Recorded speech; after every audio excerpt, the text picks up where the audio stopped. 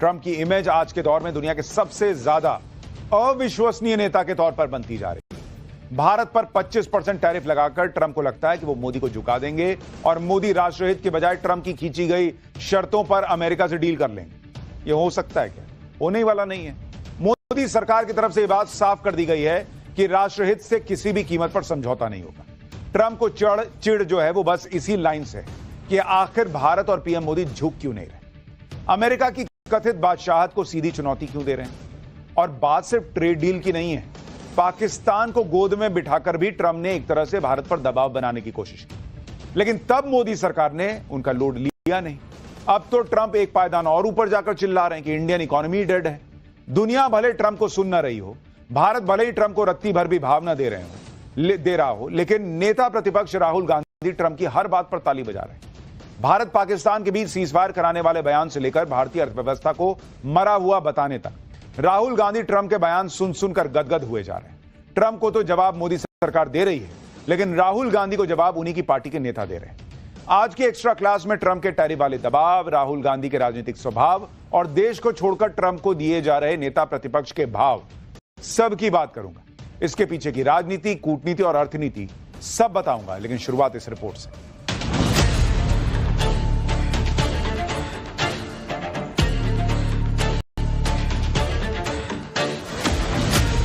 ऐसी अदावत ही क्या कि देश के मोराल पर चोट हो, ऐसी सियासत ही क्या कि जिसकी हर शय में खोट हो। मोदी को परास्त करने के लिए जैसे ब्रह्मास्त्र मिल गया विपक्ष को। अमेरिकी राष्ट्रपति डोनाल्ड ट्रंप के एक बयान है, वो ये कि भारत की इकोनॉमी एक डेड इकोनॉमी है।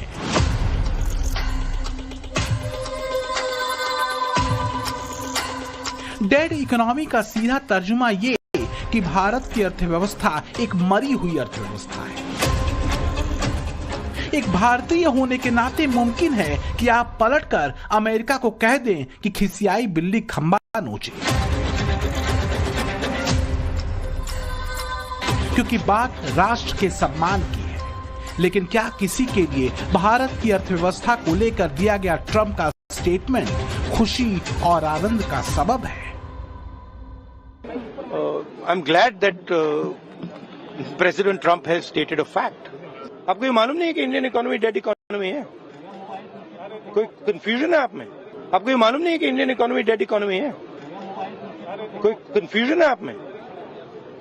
पूरी दुनिया जानती है कि Indian economy is dead economy और बीजेपी ने इकोनॉमी को खत्म कर दिया है। तो आप लोग हैरान क्यों लग रहे हो?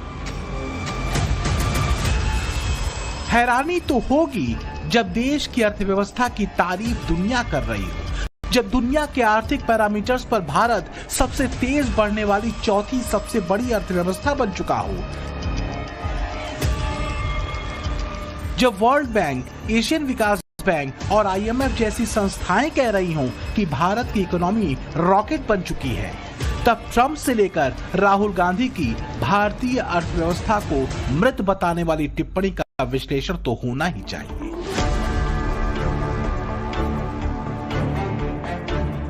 ज्यादा नहीं, 2 दिन पहले आई आईएमएफ की रिपोर्ट देख लीजिए। आईएमएफ की रिपोर्ट के मुताबिक 2025 का अनुमान यह है कि भारत की जीडीपी ग्रोथ रेट सबसे तेज है, यानी दुनिया में सबसे तेज 6.5%। इसके बाद चीन का नंबर आता है जो भारत से करीब 2.5% नीचे है, 4.8% पर। अमेरिका की जीडीपी ग्रोथ रेट 1.9% है, जर्मनी की 0.1%, फ्रांस की 0.6% और जापान की 0.7%। तो जो लोग भारत की इकोनॉमी को डेड बता रहे हैं, उनके बयानों के पीछे की केमिस्ट्री क्या है ये आपको बताएंगे। लेकिन फिलहाल तो बस ये समझ लीजिए कि ट्रंप वो हैं जिनके देश की अर्थव्यवस्था डूब रही है, जबकि दूसरे वो हैं जो अपनी सरकार के दौर में भारतीय अर्थव्यवस्था के 10वें नंबर पर पहुंचने पर अपनी पीठ खुद ही थपथपा लेते थे।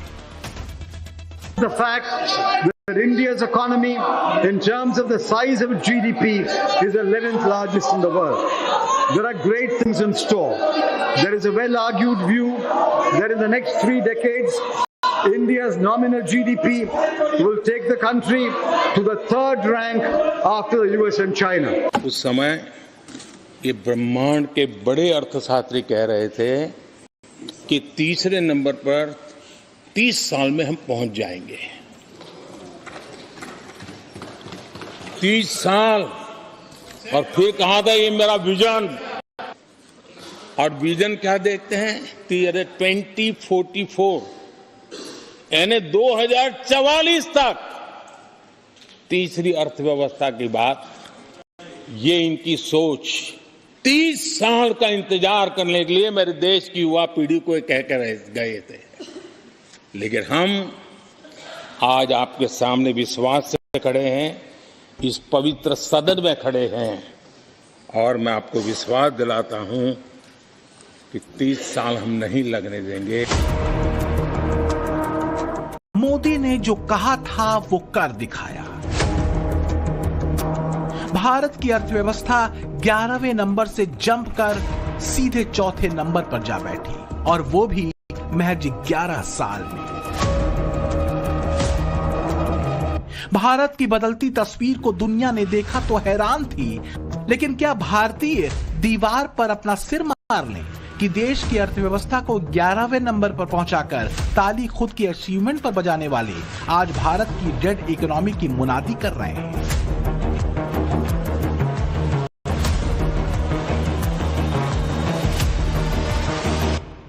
राहुल गांधी गदगद हैं। लोग पूछ रहे हैं कि राहुल गांधी हर उस बात में क्यों बम बम हो जाते हैं जिसमें भारत की तस्वीर कमजोर दिखती हो या दिखाई जाती हो। ऑपरेशन सिंदूर में उन्हें पाकिस्तानी दावों पर भरोसा होता है, देश की सेना, रक्षा मंत्रालय और विदेश मंत्रालय के बयानों पर कम होता है। भारतीय अर्थव्यवस्था को लेकर वो ट्रंप की बात को आंख मूंद कर मानने को तैयार है। यहां तक कह देते कि मैं खुश हूं कि ट्रंप ने कह दिया कि भाई इंडियन इकोनॉमी इज डेड, लेकिन देश की सरकार और मंत्री पर वो भरोसा नहीं करते। अब तो यह पूछा जाने लगा है कि क्या राहुल गांधी वास्तव में देश के बारे में कोई अच्छी खबर सुनना भी चाहते हैं या नहीं। तब जबकि उनकी ही पार्टी के सांसद राजीव शुक्ला, शशि थरूर जैसे सीनियर लीडर ये कहते हो कि भारत की आर्थिक स्थिति बिल्कुल भी कमजोर है। वैसे राहुल गांधी की बेचैनी समझी जा सकती है। गांधी परिवार को सत्ता से लंबे समय तक दूर रहने का अनुभव नहीं है, और इस बार तो दूर दूर तक कोई उम्मीद नहीं दिख रही वापसी की। तो क्या विपक्षी नेता चाहते हैं कि देश की अर्थव्यवस्था चरमराए या गिरे, क्योंकि इकोनॉमिक अनरेस्ट होगा तभी कोई गुंजाइश बनेगी मोदी को कुर्सी से हटाने की? क्या ट्रंप की बातों को समर्थन देकर कोई संकेत दिया जा रहा है क्या? तो क्या एक तरफ जिद है तो दूसरी तरफ चिढ़, एक तरफ जुनून है तो दूसरी तरफ कुंठा से उपजा गान, एक तरफ संकल्प है तो दूसरी तरफ शक्तिशाली होने और न होने का अहंकार और बेचैनी? जो भी है, पर एक दोस्त कह के भारत के उलट चल रहा है और दूसरा बस विरोध के लिए कुछ भी बोल रहा है, ऐसा लगता है। भारतीय इकोनॉमी को डेड बताने वाले स्टेटमेंट से तो खुद राहुल गांधी की ही पार्टी और उनके सहयोगी दलों के नेता ही ना इत्तेफाकी रखते हैं। ट्रंप का ये कहना कि भारत और रूस की इकोनॉमी डेड है, एकदम गलत बात है। भारत की इकोनॉमी डेड नहीं, जो हमने आर्थिक सुधार किए जब नरसिम्हा राव जी और मनमोहन सिंह जी थे, उसके बाद उस आर्थिक सुधारों को आगे वाजपेयी जी ने भी बढ़ाया, और उसके बाद मनमोहन सिंह जी ने 10 साल में जो मजबूती प्रदान की, और उसके बाद वर्तमान सरकार ने भी जो उसमें काम बढ़ाया। America is completely unreasonable in their demands. We will have to go elsewhere. I mean, that is the strength of India. No, we are not a totally export-dependent economy like, say, China is. We have a good, strong domestic market also. बात इतनी भर नहीं है। भारतीय अर्थव्यवस्था को dead बताने वाले बयान पर शिवसेना उद्धव गुट की राज्यसभा सांसद प्रियंका चतुर्वेदी ने तो इससे भी आगे की बात कह दी। उन्होंने कहा कि ये कहने की जरूरत नहीं है कि भारतीय इकोनॉमी दुनिया की टॉप 5 अर्थव्यवस्थाओं में शामिल है और सबसे तेजी से बढ़ती अर्थव्यवस्थाओं में से एक है। ये जानने के लिए पर्याप्त आंकड़े उपलब्ध हैं। इसे डेड इकोनॉमी कहना सिर्फ अहंकार या अज्ञानता की स्थिति से ही आ सकता है। तो अहंकार और अज्ञानता में कौन है, ये फैसला भी तो होना चाहिए। कहीं मुद्दा सिर्फ गहरी कुंठा और तिलमिलाहट से उपजी टिप्पणी का तो नहीं है। हम अपने राष्ट्रीय हितों को सुरक्षित करने और आगे बढ़ाने के लिए सभी आवश्यक कदम उठाएंगे।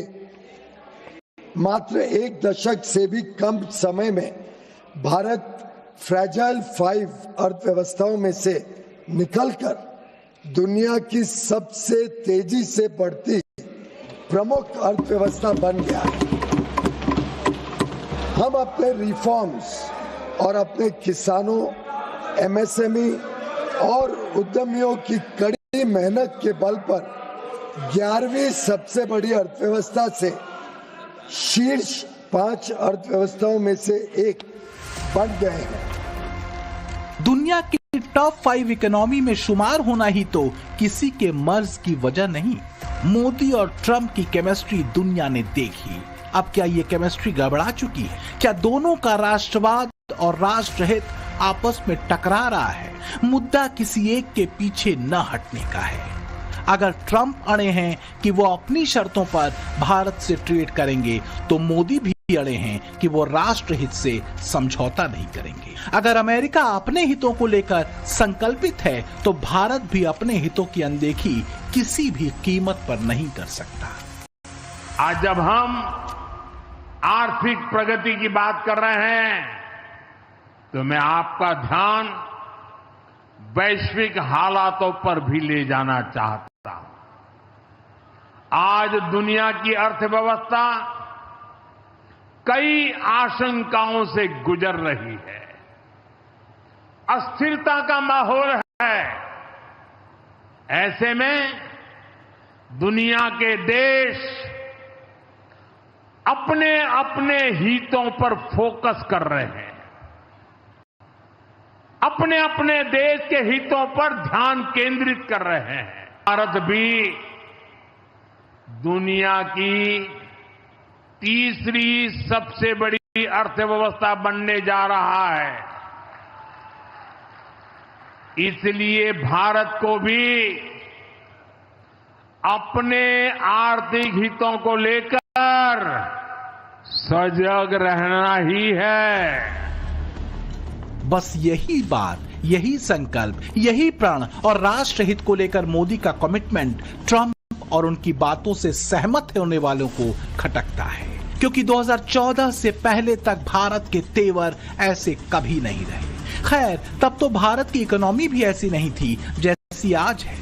ट्रंप की भारत से चिढ़ की वजह एक नहीं कई है। जैसे भारत पाकिस्तान संघर्ष में सीज फायर कराने के ट्रंप के झूठ को मोदी ने सिरे से खारिज कर दिया। अमेरिका की शर्तों पर ट्रेड डील करने से साफ मना कर दिया। ट्रंप को शांति का मसीहा नहीं माना, जैसा कि मुनीर ने किया। भारत रूस संबंधों पर भी मोदी ने ट्रंप की एक नहीं सुनी और रूस से तेल खरीदने पर भी टका सा जवाब ट्रंप को दे दिया। सच ये है कि इन वजहों में से कुछ कॉमन वजहें विपक्ष और इसके नेता ने चुनकर अपनी सियासत के लिए रख ली हैं, जो हर प्लेटफॉर्म से वो बांटते रहते हैं। ट्रंप ने 30-32 बार बोला है कि मैंने सीज फायर किया है, राइट। ट्रंप ने यह भी बोला है कि 5 जहाज हिंदुस्तान के गिरे हैं। ट्रंप अब बोल रहा है कि मैं 25% टैरिफ लगाऊंगा। आपने अपने आप से ये सवाल पूछा कि नरेंद्र मोदी जी जवाब क्यों नहीं दे पा रहे? पूछा है क्यों? एक्चुअल रीजन क्या है? क्या लगता है आपको? कंट्रोल किसके हाथ में है? बात समझिए।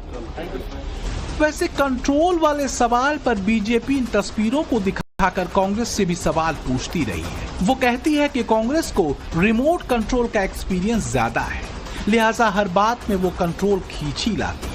लेकिन बात आरोप प्रत्यारोप से आगे की है और गंभीर है कि आखिर क्या वजह है कि ट्रंप भारत के साथ ट्रेड को लेकर तरह तरह के दिलजले बयान फेंक रहे हैं। भारत अचानक से ट्रंप को इतना क्यों खटकने लगा है कि ट्रंप उसके दुश्मन और आतंक नीति चलाने वाले पाकिस्तान तक से हाथ मिला लेने के लिए बेकरार है? इसके पीछे है भारत और अमेरिका की जीडीपी ग्रोथ में तेजी से बढ़ता अंतर।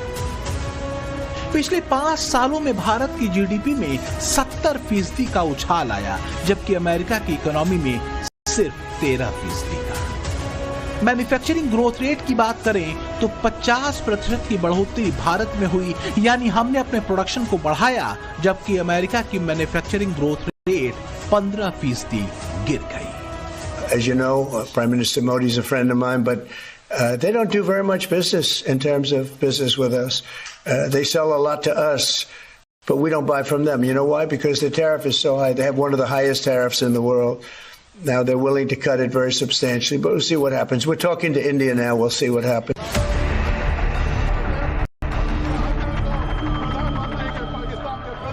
क्या मोदी के खिलाफ कई फ्रंट खोले जा रहे हैं, बाहर और भीतर? दबाव की राजनीति का मकसद क्या दूरगामी है? तेज रफ्तार भारतीय अर्थव्यवस्था को हर हाल में पटरी से उतार देने का, फिर चाहे वो पाकिस्तान के साथ युद्ध को आगे न बढ़ाने को लेकर मोदी को कोसना हो या फिर भारतीय अर्थव्यवस्था को मृत बताने के ट्रंप के बयान का समर्थन हो।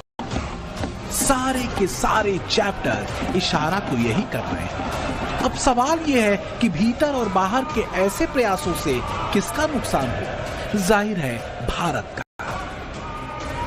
भारत जब दुनिया की चौथी बड़ी अर्थव्यवस्था बना है, तब से ही इंडियन इकोनॉमी की यह रफ्तार बहुत से लोगों के चिढ़ की वजह बनी है। आईएमएफ तक कह चुका है कि वैश्विक मंदी के दौर में भारत दुनिया की सबसे तेज रफ्तार वाली अर्थव्यवस्था बना हुआ है। और सिर्फ आईएमएफ ही क्यों, दुनिया की जितनी भी टॉप इकोनॉमीज हैं या इकोनॉमिक एजेंसीज हैं, ये बात कह चुकी हैं कि भाई भारत बहुत तेजी से आगे बढ़ रहा है। अब क्या करें कि राहुल गांधी को इन एजेंसियों के बजाय उस व्यक्ति की बातों पर भरोसा हो जाए जो अगले पल क्या करेगा वो खुद नहीं बता सकता। रही बात टैरिफ के जोर पर भारत को झुकाने की, तो वो होने से रहा। यह जेस्चर पीएम मोदी ने कई मंचों से दिखा दिया है। एक बात तो मैंने आपसे पहले ही कही थी कि चाहे ट्रंप हो या मोदी, दोनों राष्ट्रवादी लाइन पर चलने वाले हैं और यही लाइन एक बड़ा गतिरोध भी बन जाती है कई बार। और ट्रेड को लेकर दोनों देशों के बीच सहमति इसी वजह से अटकी हुई है। ट्रंप को लग रहा था कि वो टैरिफ लगाएंगे, धमकाएंगे तो मोदी मान जाएंगे, लेकिन लगता है ट्रंप अपनी ही बात भूल गए, क्योंकि ट्रंप खुद कहते रहे कि Modi is a tough negotiator. President, you spoke about Prime Minister Modi.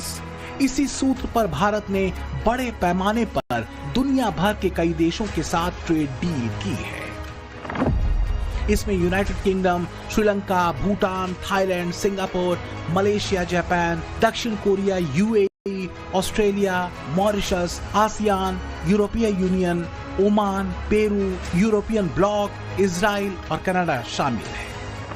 खास बात यह है कि इन सारे देशों से हुई ट्रेड डील्स में कहीं भी बात यह नहीं है कि हम जूनियर पार्टनर हैं या सीनियर पार्टनर हैं, क्योंकि भेद वाली ये ट्रंप की लाइन है, हमारी नहीं। भारत और मोदी समानता की बात करते हैं, किसी को छोटा या बड़ा बताने या मानने की नहीं। इधर ट्रंप ने भारत पर 25% टैरिफ की घोषणा की। इस पर चर्चाएं हो रही थी कि इस बीच एक और खबर आ गई, ये कि भारत ने अमेरिका के F-35 फाइटर जेट्स की खरीदी से जुड़ी एक डील को ठंडे बस्ते में डाल दिया। ट्रंप इसलिए भी बिलबिलाए हुए हैं क्योंकि भारत के साथ अमेरिका का व्यापार घाटा करीब 44 अरब डॉलर का है। 85.5 अरब डॉलर का निर्यात भारत अमेरिका को करता है, जबकि अमेरिका से भारत का कुल आयात 41.4 अरब डॉलर का है। ट्रंप इसी अंतर को पाटना चाहते हैं। भारत अमेरिका को कई चीजें निर्यात करता है, स्टोन, मेटल से लेकर जेनरिक दवाएं, इलेक्ट्रॉनिक सब शामिल है। इसके अलावा और भी बहुत कुछ है जो भारत अमेरिका को निर्यात करता है। देखिए, ट्रंप के टैरिफ बम से भारतीय निर्यात पर असर तो पड़ेगा, इसमें कोई शक नहीं, लेकिन एक्सपर्ट मानते हैं कि इसका ज्यादा बड़ा असर नहीं होगा, क्योंकि भारत का डोमेस्टिक मार्केट यानी घरेलू बाजार इतना बड़ा है कि टैरिफ बढ़ोतरी उसका कुछ बिगाड़ नहीं पाएगी, क्योंकि अमेरिका को भारत का निर्यात हमारी कुल जीडीपी का महज 4% है। बराबरी और ट्रंप की धौंस को दरकिनार कर मोदी ने एक संकेत दुनिया को दे दिया है कि अमेरिका का विकल्प खोजा जा सकता है। अपना राष्ट्र हित छोड़कर सिर्फ अमेरिका के हितों को ध्यान में रखकर फैसले कतई नहीं लिए जाएंगे। वैसे भी मोदी नए ग्लोबल ऑर्डर की बात कहते रहे हैं। आज ग्लोबल उठापटक के हर किसी के लिए चिंता का कारण है।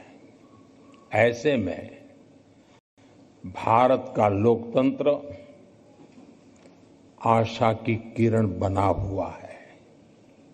उसी प्रकार से भारत की विकास यात्रा ग्लोबल ग्रोथ को गति देने वाली है।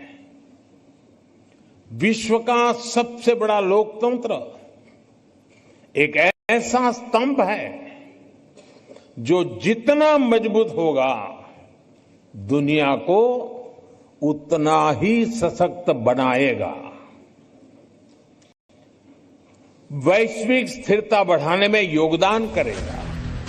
स्थिरता तभी होगी जब परस्पर हितों वाला ट्रेड होगा, एक पक्षीय नहीं। मोदी नीति यही है, सब चले और सब बढ़े। सुपर पावर या थर्ड वर्ल्ड जैसा भेद मोदी का भारत मानने को तैयार नहीं।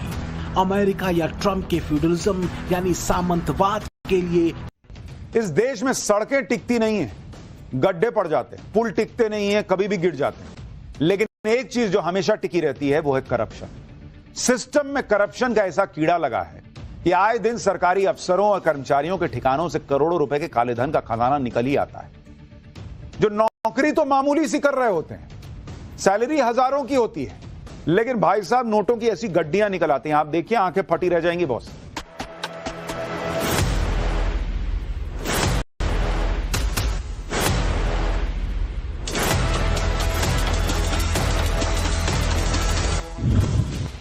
कलाकुप्पा निंदागुड़ी, पूर्व clerk, Karnataka rural infrastructure development limited, salary 15,000 रुपए महीना।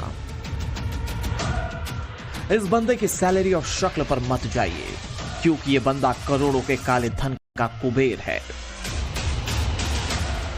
इस क्लर्क की सैलरी 15,000 रुपए थी, लेकिन कर्नाटक के लोकायुक्त ने जब उसके घर पर रेड की तो रेड में करोड़ों रुपए की संपत्ति बरामद हुई।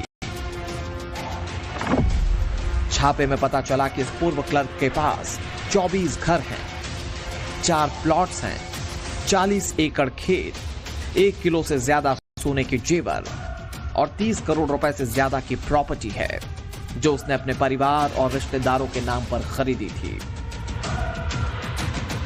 लोकायुक्त की टीम भी इतना काला धन देखकर हैरान रह गई। आखिर एक पूर्व क्लर्क ने इतनी काली कमाई कैसे कर ली? काले धन का ये कुबेर पहले दिहाड़ी का काम करता था। उसे KRITL में 15,000 रुपए की सैलरी मिलती थी। इस क्लर्क ने एक पूर्व इंजीनियर के साथ मिलकर 72 करोड़ रुपए से ज्यादा का घोटाला किया। दोनों ने 96 अधूरे प्रोजेक्ट्स के फर्जी कागजात बनाकर सरकारी पैसे की लूट मचाई। कर्नाटक का क्लर्क काले धन का कुबेर बन गया, लेकिन ये इकलौता नहीं है जो काले धन के खजाने का मालिक बना। अभी 26 जुलाई को ही ओडिशा में एंटी करप्शन ड्राइव के तहत स्टेट विजिलेंस विभाग की टीम ने कोरापुट पर जब एक फ्लैट पर रेड की तो उनकी आंखें खुली की खुली रह गईं। देखिए कैसे एक के ऊपर एक नोटों की गड्डियां रखी हुई हैं। नोटों की गड्डियों का अंबार लगा हुआ है, जिसमें पुराने नोटों की भी गड्डियां हैं और नए करारे नोटों की भी। कई गड्डियों पर तो बैंक का स्टैंप तक लगा हुआ है। 500-500 के नोटों के साथ साथ 100 के और 200 के नोटों की गड्डियां भी हैं। ये देखिए, विजिलेंस टीम को रेड के दौरान सोने के बिस्किट भी मिले, 10-10 ग्राम सोने के सिक्के मिले और सोने के कंगन भी।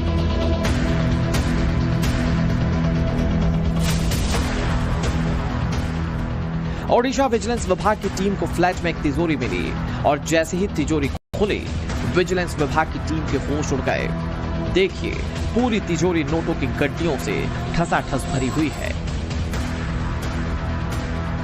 अभी तो और देखिए, तिजोरी के अंदर एक और तिजोरी है और जब इसे खोला गया तो इसमें भी कैश भरा हुआ था। अब आप सोच रहे होंगे कि जरूर ये किसी बड़े ज्वेलर या बड़े बिजनेसमैन के ठिकानों पर की गई रेड में इतना काला धन मिला है, और अगर आप ऐसा सोच रहे हैं तो बिल्कुल गलत है।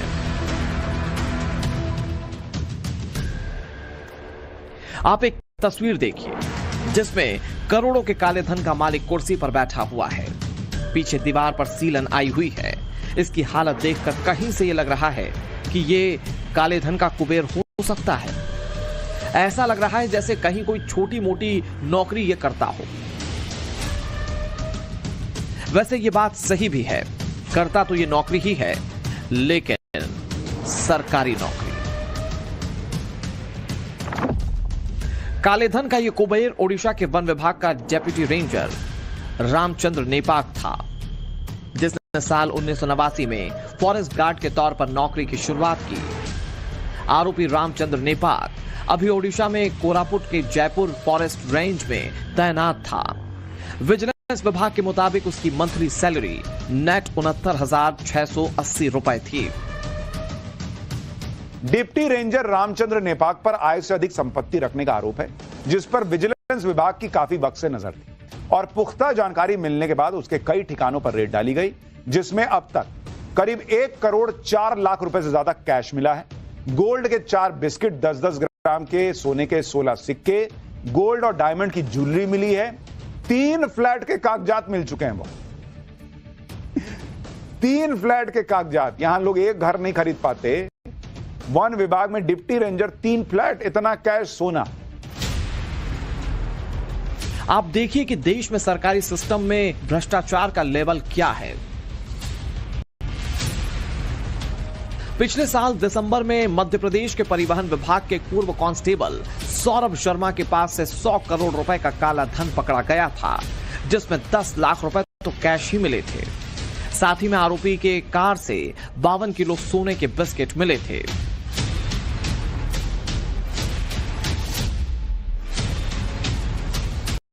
इतना ही नहीं, मध्य प्रदेश में आरोपी के ठिकाने से 2 क्विंटल यानी कि 200 किलो चांदी की ईंटें भी मिली थीं, जो उसने अपने दफ्तर की जमीन के नीचे गाड़ कर रखी हुई थी। इन्हें खोदकर बाहर निकाला गया। यह हमारे सिस्टम का सच है, जिसमें करप्शन का ऐसा कीड़ा लग चुका है कि विभाग चाहे कोई भी हो, काले धन के कुबेर भरे पड़े हैं। कोई भी सरकारी विभाग, सरकारी दफ्तर नहीं मिलेगा जहां करप्शन के बिना आम आदमी का काम होता हो।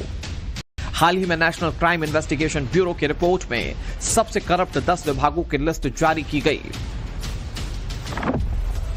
जिसमें भारत का सबसे भ्रष्ट विभाग पुलिस विभाग है। दूसरा नंबर राजस्व विभाग का है। तीसरा नंबर नगर निगम और नगर पालिका का। चौथा भ्रष्ट विभाग ग्राम पंचायत और ब्लॉक स्तर का। 5वां सबसे भ्रष्ट विभाग बिजली विभाग है। 6वां सबसे भ्रष्ट विभाग सड़क परिवहन विभाग आरटीओ का है। भारत में 7वां सबसे भ्रष्ट विभाग सरकारी अस्पताल और स्वास्थ्य विभाग है। 8वें नंबर पर शिक्षा विभाग, 9वें पर आवास एवं शहरी विकास विभाग और 10वें नंबर पर आयकर और जीएसटी विभाग है। सड़क पर गड्ढे, एक ही बारिश में डूब जाने वाले शहर, उद्घाटन से पहले टूटते पुल, ये सब कुछ करप्शन के जीते जागते सबूत हैं। करप्शन से बने काले धन का एक और खजाना देखिए। 30 मई को ओडिशा की राजधानी भुवनेश्वर में राज्य सरकार की चीफ इंजीनियर बैकुंठ नाथ सारंगी के घर से 2.5 करोड़ रुपए से ज्यादा का कैश बरामद हुआ। इसे गिनने के लिए मशीन तक मंगवानी पड़ गई थी और विजिलेंस विभाग की टीम ने घंटों तक जमीन पर बैठकर नोटों को गिना था।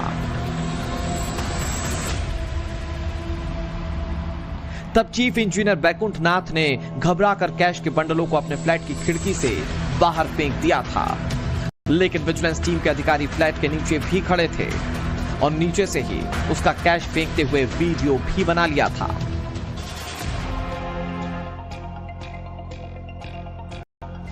इंजीनियर ने जो कैश खिड़की से फेंका था, उसे विजिलेंस की टीम ने रिकवर कर लिया। ये वही 500 के नोटों के बंडल थे जो इंजीनियर ने खिड़की से नीचे फेंके थे। खिड़की से फेंके गए नोट नीचे एक टिन शीट पर गिरे। अब काले धन का एक और कुबेर देखिए।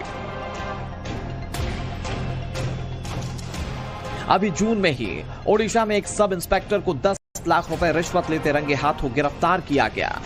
आईएएस अधिकारी धीमान चकमा के घर पर रेड की गई तो वहां कितना कैश मिला, आप इस तस्वीर में देखिए। जब नोटों की गड्डियों को एक के ऊपर एक रखा गया तो पूरा डबल बेड भर गया। 500 के नोटों की गड्डियां, 200 के नोटों की गड्डियां, 100 के नोटों की गड्डियां बेड पर चादर की तरह बिछी हुई थीं। यह सारा कैश सब कलेक्टर साहब के सरकारी आवास से बरामद हुआ। झारखंड में तो एक मंत्री के निजी सचिव के नौकर के घर से काले धन का खजाना बरामद हो चुका है। ये वीडियो देखिए, नोटों का ढेर लगा हुआ है, पूरे कमरे में नोट भरे पड़े हैं। ये नोट झारखंड के ग्रामीण विकास मंत्री आलमगीर आलम के पीएस के नौकर के घर से बरामद हुए थे। जब मई 2024 में यहां रेड की गई तो खुद ईडी के ऑफिसर इतने नोट देखकर हैरान रह गए। 3 साल पहले झारखंड के कांग्रेस सांसद के घर से बड़ी मात्रा में कैश मिल चुका है। ये तस्वीरें झारखंड में कांग्रेस सांसद धीरज साहू के घर से मिले कैश की हैं। देश के इतिहास में शायद ये सबसे बड़े कैश की रिकवरी थी। साल 2023 में धीरज साहू के घर से पूरे 350 करोड़ रुपए कैश बरामद किए गए थे। इन तस्वीरों ने पूरे देश को हैरान कर रख दिया था। धीरज साहू के घर से इतना कैश अलमारियों में ठूस ठूस कर रखा गया था। गोदाम में अलमारियों में रखे कई नोटों के बंडल तो चिपक गए थे। नोटों को गिनने में कई हफ्तों का समय लग गया था। मतलब क्लर्क से लेकर आईएएस तक, संतरी से लेकर मंत्री तक करप्शन के काले सागर में गोते लगा रहे हैं, अपनी तिजोरियां भर रहे हैं, इतना काला धन बना रहे हैं जिसे रखने तक की जगह नहीं है। आप छोटे छोटे क्लर्क लेवल के लोगों की धौंस देख लीजिए कि वे लोगों को अपना नौकर समझते हैं। यह वीडियो कर्नाटक का है, जहां एक रेलवे टिकट क्लर्क कुर्सी पर पांव रखकर फोन पर बात कर रहा है और बाहर टिकट खिड़की पर लोगों की लंबी कतार है, लेकिन बाबू साहब को इससे कोई फर्क नहीं पड़ रहा है। यह अकड़ उन्हें इसी काले धन से आती है जो इन्होंने करप्शन के जरिए कमाया होता है। इससे सिर्फ देश के आम लोगों का ही नुकसान नहीं हो रहा है, बल्कि देश का नाम भी खराब होता है। ट्रांसपेरेंसी इंटरनेशनल की रिपोर्ट के मुताबिक करप्शन परसेप्शन इंडेक्स 2024 में भारत 180 देशों में 96 स्थान पर है, जबकि साल 2023 में भारत 93 नंबर पर था।